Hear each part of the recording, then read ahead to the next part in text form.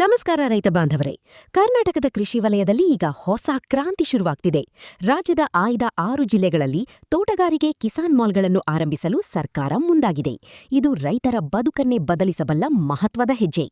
ಈ ಮೊದಲು ರೈತರು ಬಿತ್ತನೆ ಬೀಜ ಅಥವಾ ಗೊಬ್ಬರಕ್ಕಾಗಿ ಇಲ್ಲಿಂದ ಅಲ್ಲಿಗೆ ಅಲಿಯಬೇಕಿತ್ತು. ಆದರೆ ಇನ್ನು ಮುಂದೆ ಆ ಚಿಂತೆ ಬೇಡ. ಒಂದೇ ಸ್ಥಳದಲ್ಲಿ ಕೃಷಿಗೆ ಬೇಕಾದ ಎಲ್ಲಾ ಸೌಲಭ್ಯಗಳನ್ನು ಒದಗಿಸುವುದು ಈ ಮಾಲ್ನ ಮುಖ್ಯ ಉದ್ದೇಶ.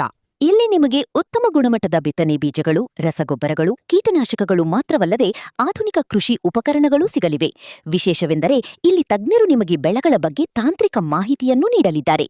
ಮೊದಲ ಹಂತದಲ್ಲಿ ಬಾಗಲಕೋಟೆ, ಧಾರವಾಡ ಮತ್ತು ದಾವಣಗೆರೆ ಸೇರಿದಂತೆ 6 ಜಿಲ್ಲೆಗಳಲ್ಲಿ ಈ ಮಾಲ್ಗಳು ತಲೆ ಎತ್ತಲಿವೆ.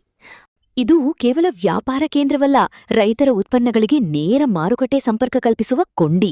ಮಧ್ಯವರ್ತಿಗಳ ಕಾಟವಿಲ್ಲದೆ ಪಾರದರ್ಶಕ ದರದಲ್ಲಿ ರೈತರ ಜೀವನಮಟ್ಟ ಸುಧಾರಿಸಲು ಈ ಕಿಸಾನ್ ಮಾಲ್ಗಳು ದಾರಿದೀಪವಾಗಲಿವೆ. ಸರ್ಕಾರದ ಈ ಯೋಜನೆಯ ಬಗ್ಗೆ ನಿಮ್ಮ ಅಭಿಪ್ರಾಯವೇನು? ಕಾಮೆಂಟ್ ಮಾಡಿ ತಿಳಿಸಿ.